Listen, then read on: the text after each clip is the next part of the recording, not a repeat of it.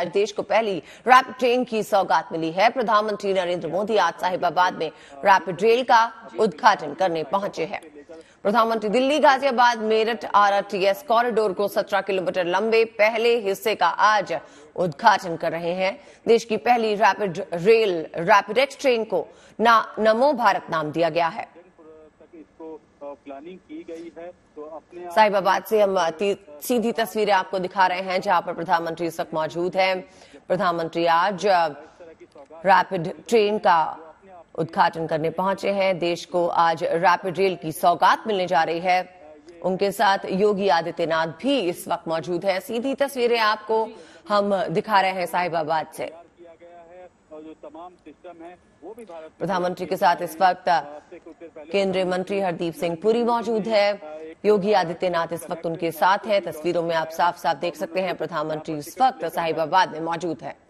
Rapid rail की सौगात आज भारत को देने जा रहे हैं प्रधानमंत्री, और इस वक्त साहिबाबाद में मौजूद प्रधानमंत्री के साथ योगी आदित्यनाथ और हरदीप सिंह पुरी साफ साफ तस्वीरों में, और हरी झंडी दिखाते हुए प्रधानमंत्री इन तस्वीरों में। तो अब ये ट्रेन जो है वो अब जनता को समर्पित की जा चुकी है। कल से इसका संचालन भी अब शुरू हो जाएगा। सुबह 6 बजे से लेकर के रात के 11 बजे तक इसका संचालन होगा। तो ये तस्वीरें प्रधानमंत्री मोदी ने रैपिड ट्रेन को हरी झंडी दिखाते हुए इस ट्रेन का अनावरण किया। इस पूरे प्रोजेक्ट को फेजेस में खोला जाएगा। इस प्रोजेक्ट की शुरुआत 2019 में हुई थी और 2025 तक इस प्रोजेक्ट को पूरा कर लिया जाएगा। फिलहाल इसके पहले फेज का उद्घाटन करते हुए प्रधानमंत्री इस वक्त मौजूद। प्रधानमंत्री ने हरी झंडी दिखाते हुए ट्रेन को शुरुआत की, और अब प्रधानमंत्री साहिबाबाद में इस वक्त मौजूद। कुछ ही देर में प्रधानमंत्री यहां पर लोगों को संबोधित करेंगे और उन्हें इसके फायदे बताएंगे, किस तरह से प्रोजेक्ट पूरे देश को जोड़ेगा, और ये एक अच्छी शुरुआत प्रधानमंत्री मोदी के साथ। मोबाइल ऐप को भी आज लॉन्च किया है। तो अब कहीं ना कहीं आगे आने वाले समय में लोगों के लिए कितनी सुविधा होगी इसका अंदाजा आप लगा सकते हैं। और साथ ही अगर इस ट्रेन की बात करें तो तमाम सुविधाएं इस ट्रेन में उपलब्ध हैं। अगर देखा जाए तो इस ट्रेन में पूरे 6 कोच हैं, जिसमें से पहला कोच जो है उसमें काफी सारी सुविधाएं दी गई हैं। आप वहां पर न्यूज़पेपर और मैगजीन्स रीड कर सकते हैं। साथ ही वहां पर व्हील चेयर की भी व्यवस्था होगी। सीधी तस्वीरें हम आपको साहिबाबाद से दिखा रहे हैं। प्रधानमंत्री दिल्ली गाजियाबाद मेरठ आरटीएस कॉरिडोर के 17 किलोमीटर लंबे पहले हिस्से का उद्घाटन करते नजर आ रहे हैं। उसमें हर सीट पर मोबाइल चार्जिंग की भी व्यवस्था की गई है। तो तमाम सुविधाओं से लैस ये रैपिड रेल की सौगात प्रधानमंत्री नरेंद्र मोदी ने जनता को अब समर्पित कर दी है। कल सुबह 6 बजे से ये ट्रेन अब लोगों के लिए उपलब्ध रहेगी। इन 3 तस्वीरों में आपको दिखा रहे हैं किस तरह से प्रधानमंत्री ने रैपिड ट्रेन को हरी झंडी दिखाई। दूसरे तस्वीर में आप साफ साफ देख सकते हैं यूपीआई से प्रधानमंत्री ने किस तरह से टिकट ली और आगे बढ़े। और तीसरी तस्वीर में आप देख सकते हैं आधुनिक सुविधाओं से लैस ट्रेन में क्या क्या खूबियां हैं उसके बारे में प्रधानमंत्री बताते हुए। सुविधा भी होगी, साथ ही प्रदूषण में भी प्रधानमंत्री ने यूपीआई से इसका टिकट लिया। प्रधानमंत्री हरी झंडी दिखा चुके हैं रैपिड ट्रेन को, और टिकट के लिए प्रधानमंत्री ने ऐप का लॉन्च भी किया। तीनों तस्वीरों में आप देख सकते हैं। फिलहाल प्रधानमंत्री योगी आदित्यनाथ और हरदीप सिंह पुरी के साथ साहिबाबाद में मौजूद, और मेरठ आरटीएस कॉरिडोर के 17 किलोमीटर लंबे पहले हिस्से का उद्घाटन करते हुए।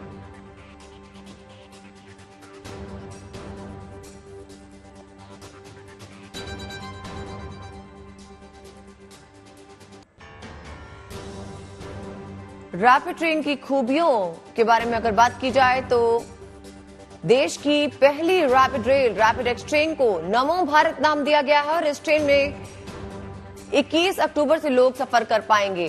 सामने आपके इसकी खूबियां। हर ट्रेन में स्टैंडर्ड कोच में 72 सीटें मौजूद होंगी।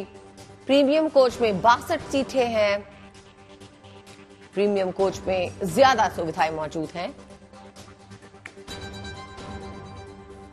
हमारे संवाददाता अभिषेक आनंद हमारे साथ जुड़ गए हैं। अभिषेक, प्रधानमंत्री ने फिलहाल अभी रैपिड ट्रेन को हरी झंडी दिखाई और उन्होंने यूपीआई से इसका टिकट भी लिया। इस ट्रेन के बारे में और क्या क्या खूबियां हैं उसके बारे में हमारे दर्शकों को बताएं। जी देखिए अदिति, ये पहली बार ऐसा हो रहा है कि एनसीआर के जो शहर हैं वहां तक मेट्रो जैसी सुविधा पहुंच रही है।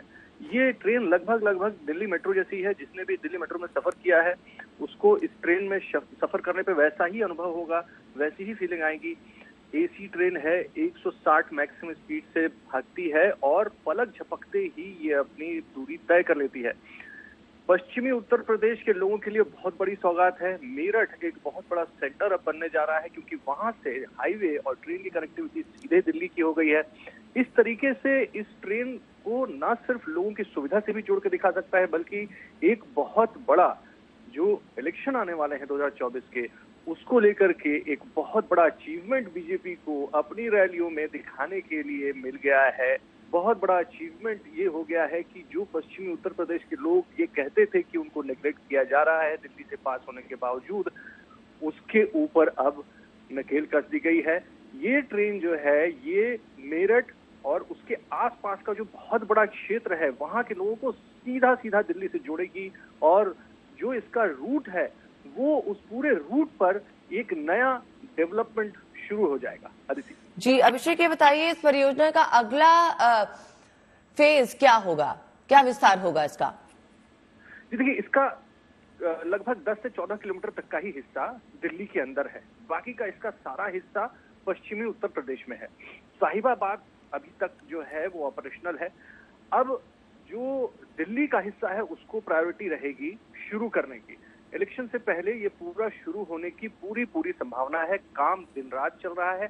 ये पूरे इलाके में जो कंस्ट्रक्शन वर्क चल रहे हैं, मैं सिर्फ अभी इसका आरआरटीएस पर सिर्फ फोकस नहीं है गवर्नमेंट का, मैं बता दूं आपको, ये फोकस जेवर एयरपोर्ट से लेकर के ये पूरे इलाके में एक ऐसा सिस्टम बिछा देने का है गवर्नमेंट का कि उसके इलेक्शन आने से पहले तक ये बिल्कुल ऐसा चमकता हुआ तैयार हो जाए कि लोगों को ऐसा अनुभव हो कि लोग वाह कह पड़े। तो दिल्ली का जो स्ट्रेच है उसको अब प्रायोरिटी है गवर्नमेंट की कि वो उसको पूरा करेंगे। जो काम रुका हुआ था जिसपे कि पॉलिटिक्स भी चल रही थी कि दिल्ली सरकार ने अपने हिस्से का पैसा नहीं दिया, वो सब कुछ को दरकिनार करते हुए अब प्राइमरी फोकस सरकार का दिल्ली का जो स्ट्रेच है उसको कंप्लीट करने का। राष्ट्रीय राजधानी है, वहां पर जब ये ट्रेन फर्राटे से दौड़ेगी तो एक अलग ही अनुभव लोगों को देखने को मिलेगा। अभिषेक, कहा जा रहा है हर 15 मिनट में एक ट्रेन आएगी और आप सबसे इम्पोर्टेंट ये है जानना कि कितनी ट्रेनों को इस ट्रैक पे डाला जा रहा है? जी देखिए, ये कितनी ट्रेनों को डाला जा रहा है ये जब कंप्लीट हो जाएगा प्रोजेक्ट, उसके बाद जब फुटफॉल जैसे जैसे बढ़ता जाएगा वैसे वैसे ट्रेनों की संख्या भी उसी हिसाब से बढ़ती जाएगी।